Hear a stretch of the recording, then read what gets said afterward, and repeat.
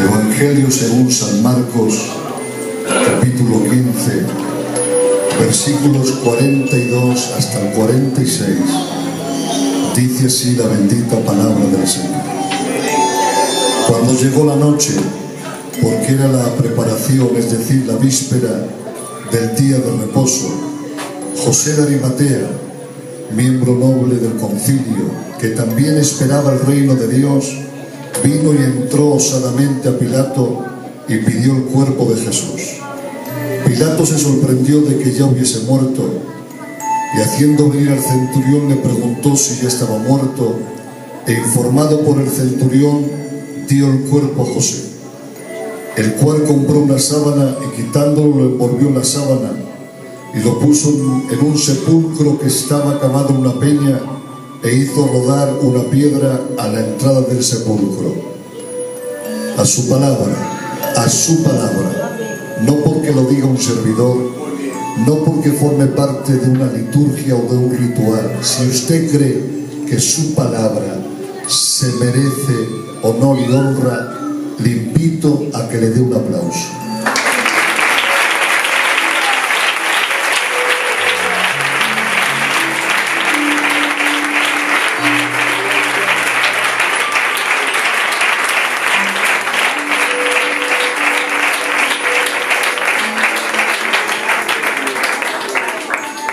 Gracias, pueden tomar asiento, muy amables.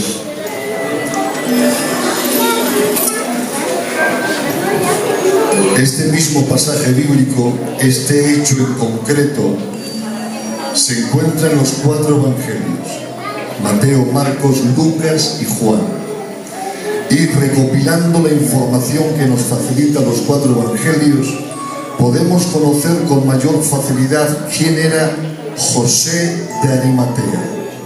Nos dice de él que era un hombre justo, bueno y piadoso, que esperaba el reino de Dios y además era rico y pertenecía al concilio, al Sanedrín. Con estos datos conocemos el carácter, la personalidad y el perfil de este hombre. ¿Qué significa o qué implica el ser miembro del Sanedrín? Saben que el Sanedrín se componía por 70 hombres célebres e importantes dentro de la sociedad judía, que eran considerados sabios. Estos podían determinar y establecer no solamente leyes concerniente a la religión, sino que además tenían una autoridad para dar sentencia sobre algunos casos en concreto y establecer juicio y un veredicto. Sin embargo, en la sentencia que ellos podían determinar como una autoridad dentro del pueblo de Israel, no podían ejecutar la sentencia que ellos habían determinado. Tenían que estar bajo la autoridad de las autoridades del Imperio Romano. En este caso, del propio Pilato, que era gobernador de Judea. Ahora bien, lo que vamos a poder observar es qué aportación hace José de Arimatea. ¿Qué es lo que él realiza en beneficio de otros? Porque escuchen bien lo que les voy a decir. Lo que somos en Dios y lo que hemos recibido de Él tiene que tener una relevancia. Acompáñenme si usted así se identifica. Nosotros somos hijos de Dios. Les voy a dar una nueva oportunidad. Nosotros somos hijos de Dios. Nosotros somos templo del Espíritu Santo. ¿Vale? Lo que nosotros somos, lo que hemos recibido, tiene que tener un efecto, tiene que tener una relevancia a nivel familiar, a nivel de iglesia y también en la propia sociedad. La pregunta sería, ¿qué estamos aportando? Porque ahora vamos a ver qué aportó José de Arimatea. Porque si eres un hombre justo, bueno, piadoso, esperas el reino de Dios, eres rico y perteneces al Sanedrín, eso tiene que tener un efecto, tiene que tener una aportación. Amén. Y lo primero que la Biblia nos dice, Juan capítulo 19, versículo 38, que este José de Arimatea era discípulo de Jesús secretamente por miedo a los judíos. Vamos a ver. Eres bueno, eres justo, eres piadoso, eres rico, pero sin embargo el miedo te paraliza, el miedo te arrincona, el miedo te mantiene aislado. Porque les quiero hoy recordar qué es el miedo. El miedo, entre otras muchas cosas, es una perturbación angustiosa del ánimo,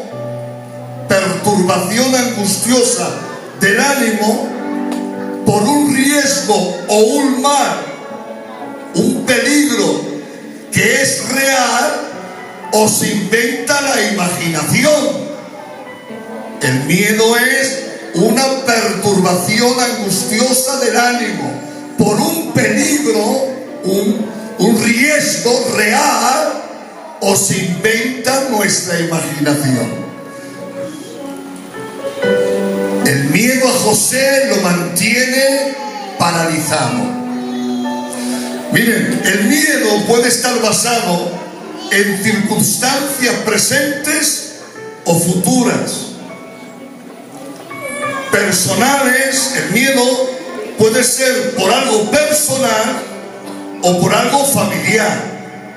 Puede ser el miedo producido por temas de salud, porque estoy esperando el resultado de una prueba que me hice y ya comienzo a pensar, a imaginarme que esos resultados pueden ser malos y ya estoy padeciendo miedo.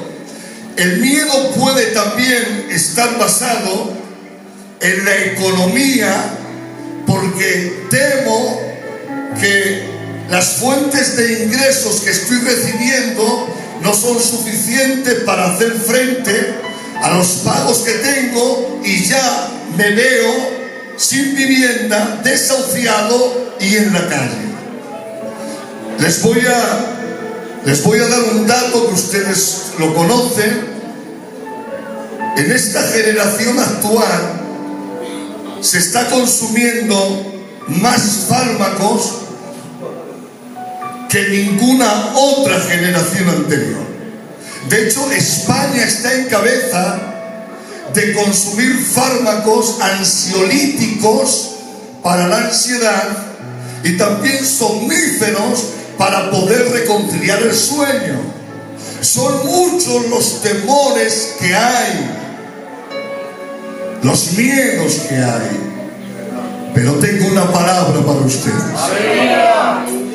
Dice las Sagradas Escrituras: invoqué a Jehová y Él me oyó y me libró de todos mis temores. Prepárense. Dice el texto sagrado: Jehová es mi luz y mi salvación. Y lanza una pregunta: ¿de quién temeré?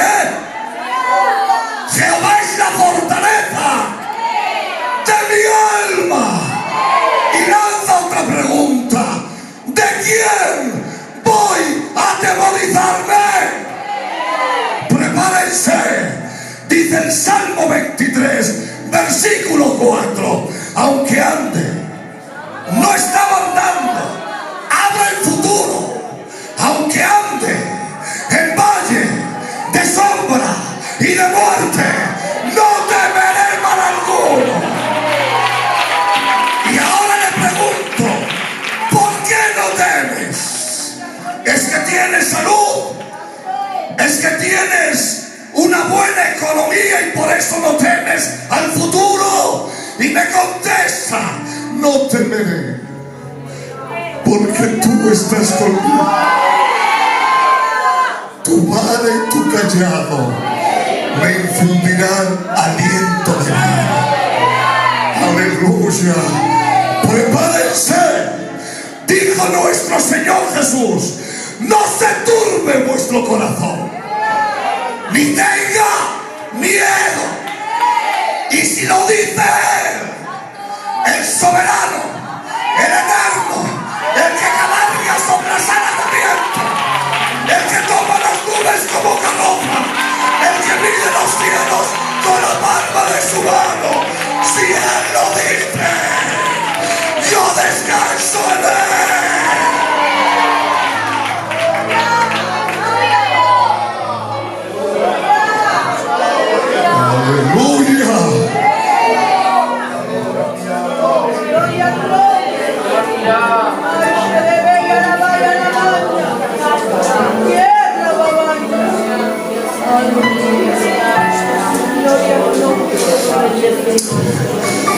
Hay quienes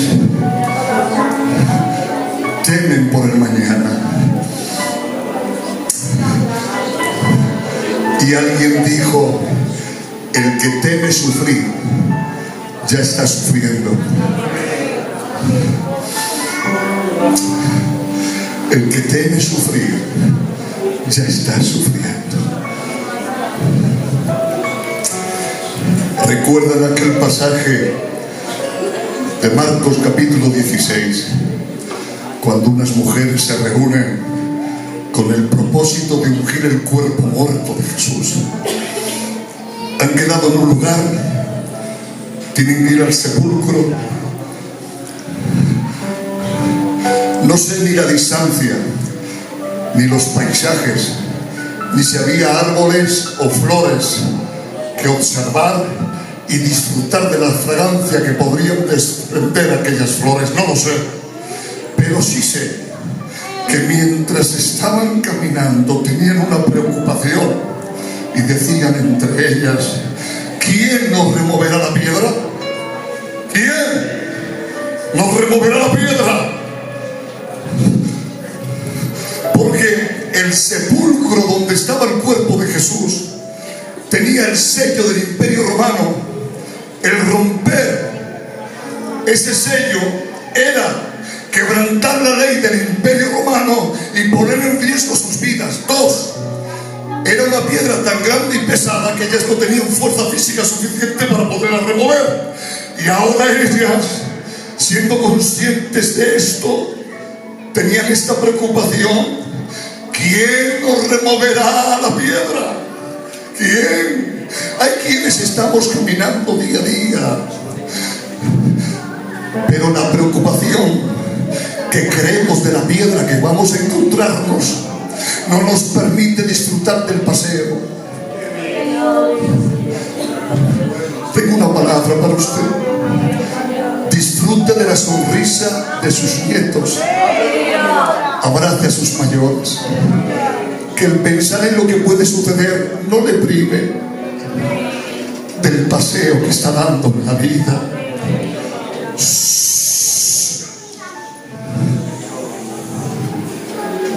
Porque la piedra que usted no pueda remover, la removerá Dios para nosotros. Dice la palabra del Señor: y llegando al sepulcro, la piedra estaba removida. Se estuvieron preocupando por algo que luego no tenía sentido. La piedra estaba removida. El sepulcro estaba vacío. Jesús había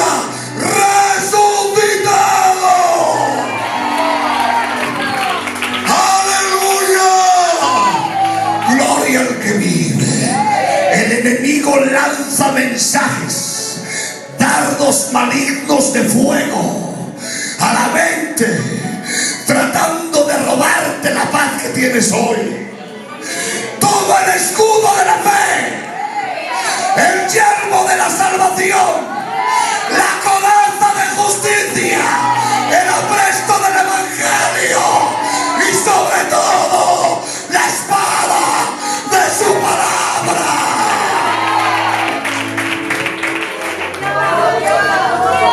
Está Dios aquí. ¿Saben que el miedo nos hace ver lo que no existe?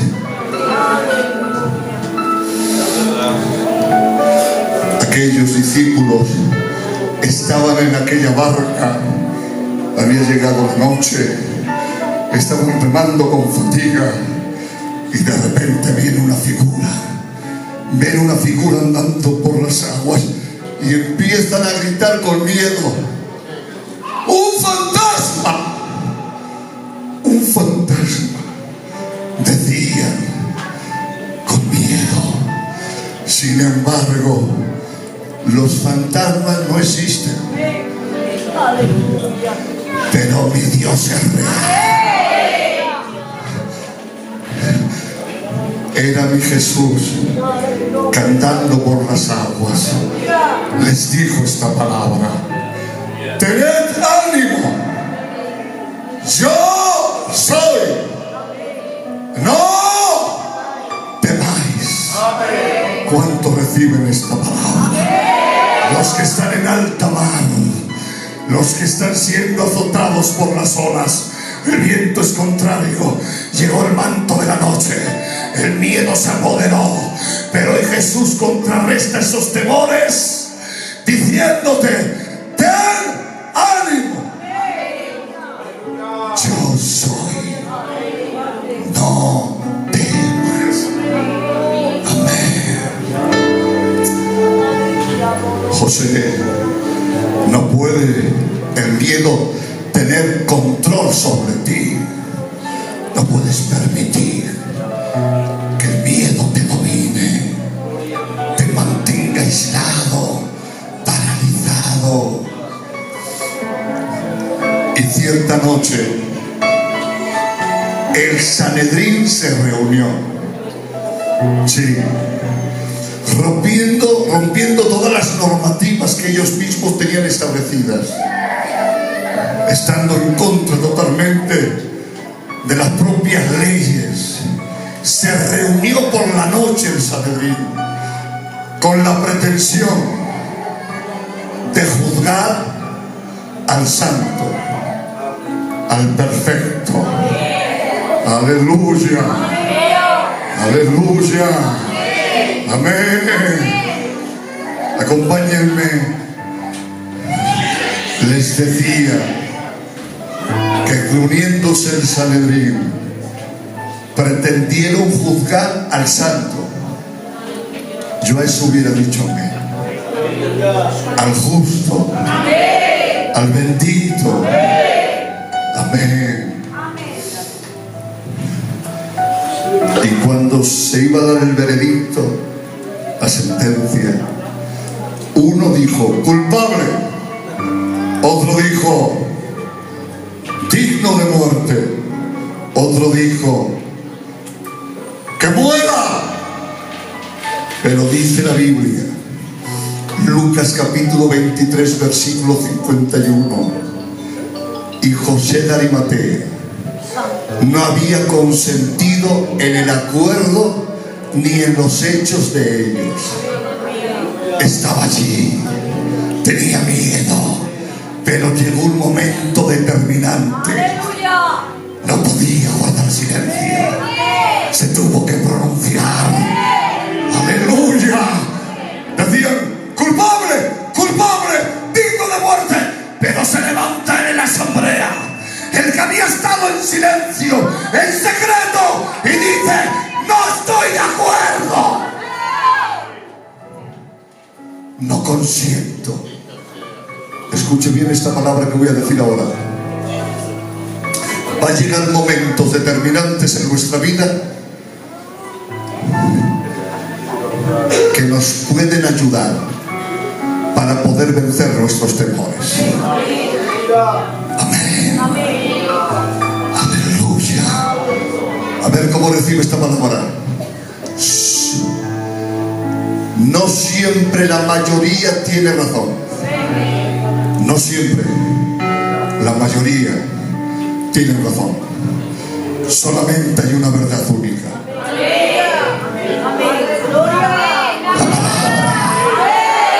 La palabra.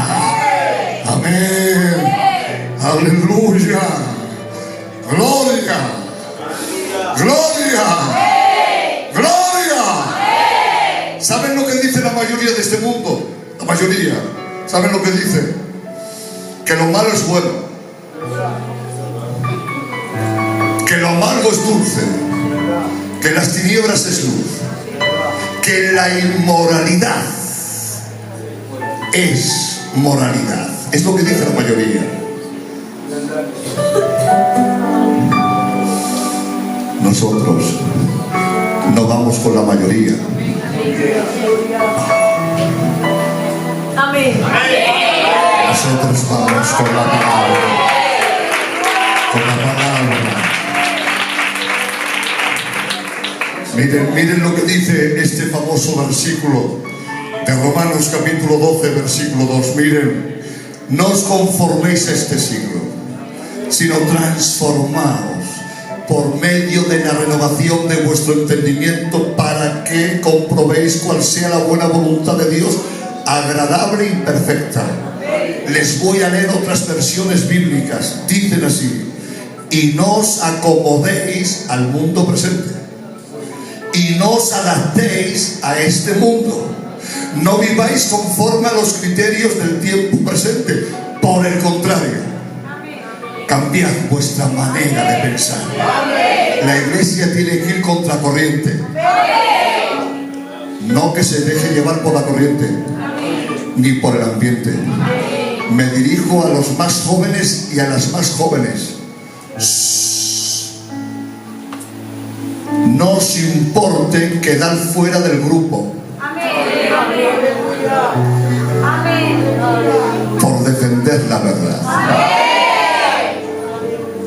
Hermano, que me hacen bullying, que me hagan bullying y lo que quieran. Dios y yo somos mayoría.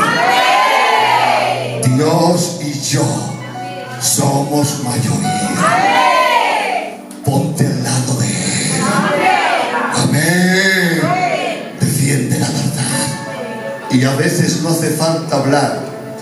Es con actitud, con ejemplo, con conducta. Amén. Es que la mayoría lo hace, pero nosotros no vamos con la mayoría. Nosotros vamos con la palabra. Es que si no me veo desplazada, bueno, desplazada pero con Él. Aleluya. Amén. Me dan 10 minutos. Yo estoy gozando. 10 minutos. Está bien, José. Mientras tuviste miedo, estuviste en el secreto. Rompiste tus temores, porque el más valiente no es aquel que no tiene miedo, sino el que supera sus temores. Lo voy a decir de nuevo: el más valiente no es el que no tiene miedo, sino el que supera sus temores. Aleluya. José, y dice la Biblia, y José de Arimatea fue ante Pilato y le dijo: dame el cuerpo de Jesús. Lo dice el versículo que hemos leído, osadamente. Ese osadamente significa con atrevimiento, con valentía. Estuvo con miedo en el secreto, lo superó, se pronunció en contra y ahora dijo: dame el cuerpo de Jesús. Pilato, según la historia, era un sanguinario. No le temblaba el pulso a la hora de dar sentencia a cientos de hombres. Pero ha llegado José de Arimatea el cuerpo de Jesús. ¿Con qué autoridad, atrevimiento, osadía y valentía se lo ha dicho? Que rápidamente ha puesto a todos en movimiento. Pero José de Arimatea, más valiente que Pilato, porque el que se pone al lado de Cristo tiene una fuerza superior.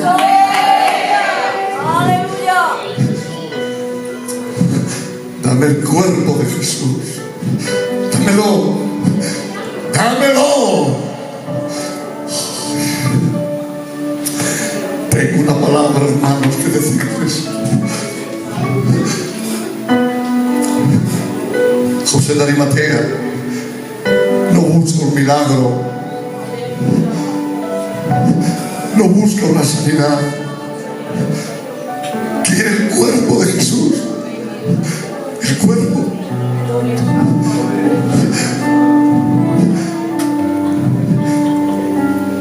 Hay quienes tuvieron honor al probar de aquel vino que Jesús transformó el agua en vino. ¿Qué honor tuvieron? ¿Qué privilegio tuvieron los que comieron de aquellos panes y peces que mi Jesús multiplicó? Pero no se puede comparar con la gloria que tuvo José de Arimatea al tomar el cuerpo de Jesús. Dice, y tomándolo, lo envolvió en una sábana.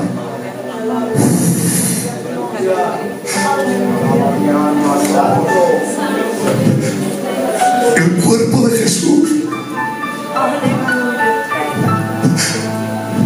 Sí, herido, ensangrentado. Sí, sin parecer, sin hermosura. Sí, pero tuvo el cuerpo santo del Nazareno.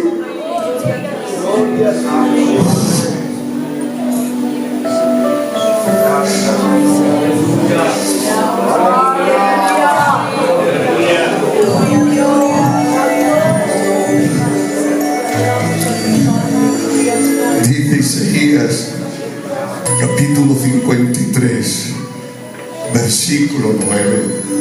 Dice, hermanos, y se dispuso con los impíos su sepultura. Esto implica dos cosas. Una, el santo murió ante dos impíos, dos pecadores, dos malhechores. Pero también cuenta la historia que los que morían en una cruz eran malditos según la ley judía, y a estos no los enterraban con dignidad, sino más bien entregaban sus cuerpos en una fosa común. Por eso dice el texto sagrado, y se dispuso con los impíos su sepultura. Pero añade, mas con los ricos fue en su muerte. Mas con los ricos fue en su muerte. Vamos a ver, por la forma en la que murió, su sepultura tenía que ser una fosa común. Pero allí apareció José de Arimatea, que logrando vencer su miedo, pronunciándose en contra de la mayoría, reclamando el cuerpo de Jesús, forma parte de la profecía de Isaías 53:9. Aunque por la forma de morir estaba determinado morir en una fosa común, ser sepultado en una fosa común, mas siendo José de Arimatea un hombre rico, bueno, justo, cogió el cuerpo de Jesús, lo envolvió en una sábana nueva y lo colocó en un sepulcro nuevo.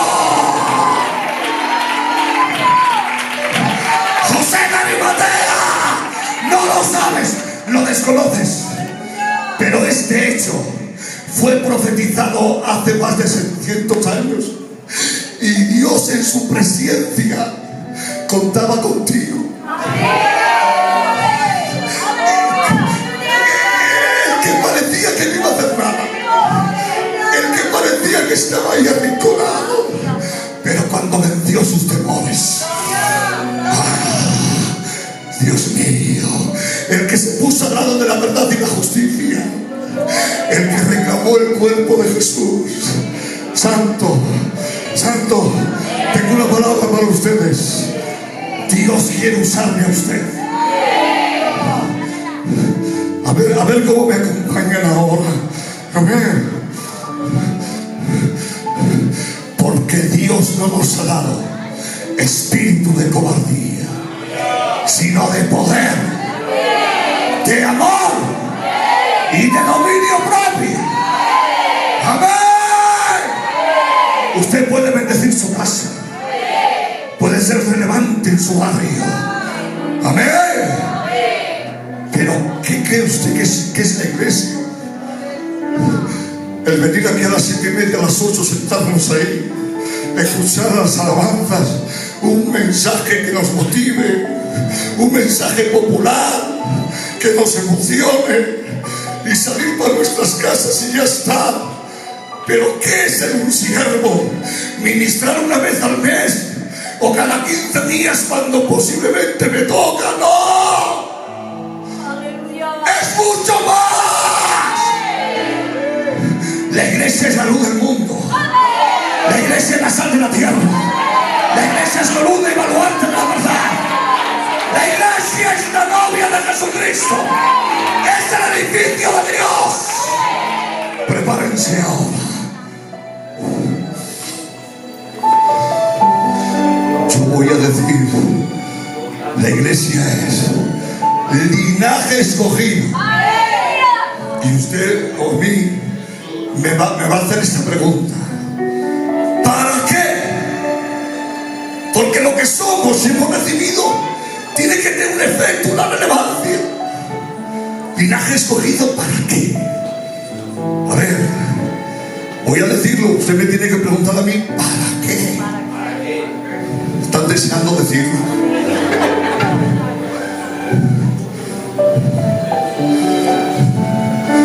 La iglesia es linaje escogido.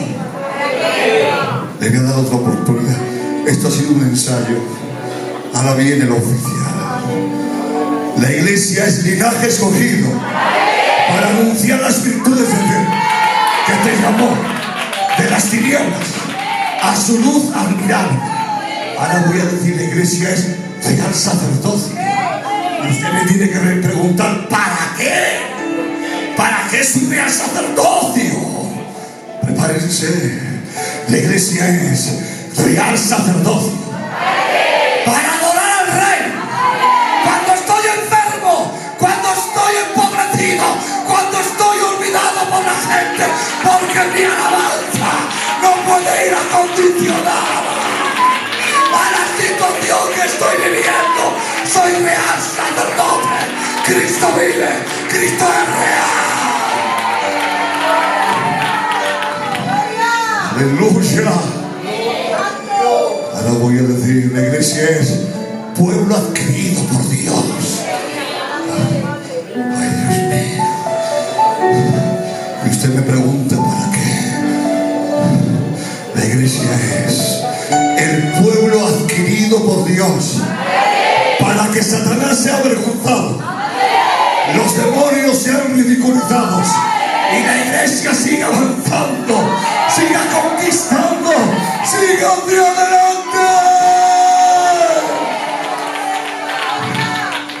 Incline su rostro, cierre sus ojos.